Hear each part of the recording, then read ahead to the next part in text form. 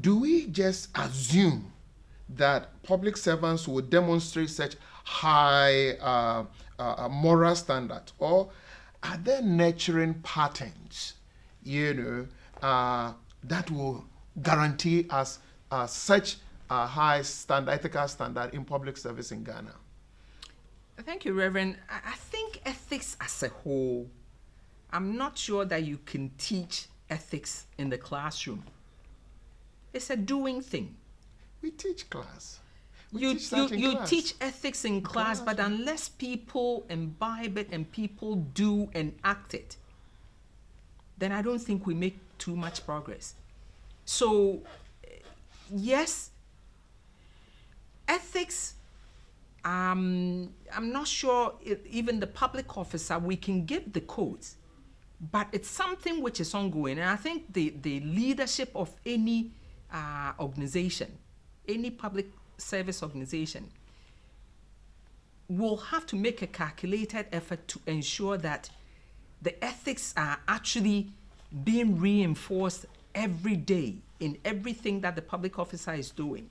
That indeed we are reminding ourselves, we're prompting each other to do the right thing, to act properly. Because if we do not do that, and we think that because we've got the codes, at one point we did a survey in the public sector, public services.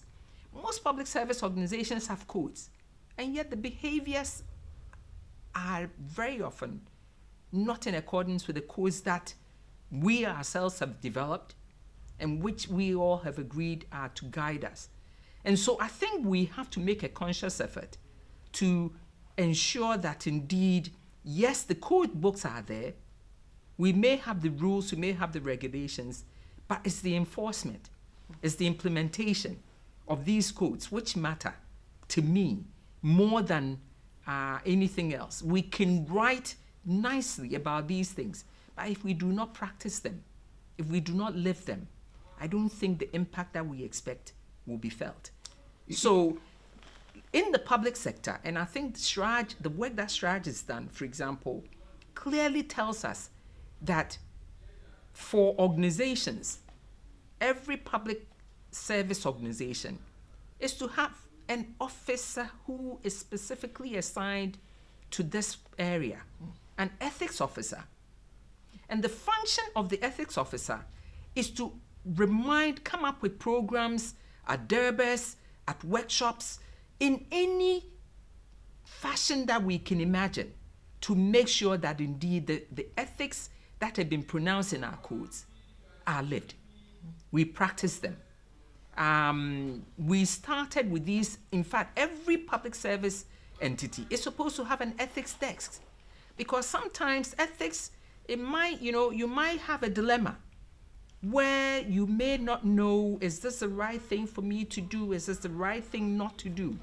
And so in the wisdom of Shraj and the people who put this together, we need to have an officer, but more important, we need to have a specific desk where employees who encounter ethical challenges or dilemmas can go in, not necessarily touting to everybody, but are able to go in and have someone listen to them and think through with them the right thing to do. Now, I'm not sure that we follow through. This was done maybe a few years back. We are supposed to be doing it, and I would encourage all public officers and all leaders who want to run ethical leaderships in their organizations, if they do not have one, to really go ahead and make sure that the ethics desks are there and an officer is actually designated for that. Why do we want a specific officer designated? Because if this person is designated, then we ensure that they're trained, they understand this whole area of ethics, if they're indeed going to be able to help the employees. And so training is important. Confidentiality becomes important also, because if it's somebody who's trustworthy and I go to them, I know that whatever I'm sharing will remain confidential and will not be found in the newspapers the next day, for example.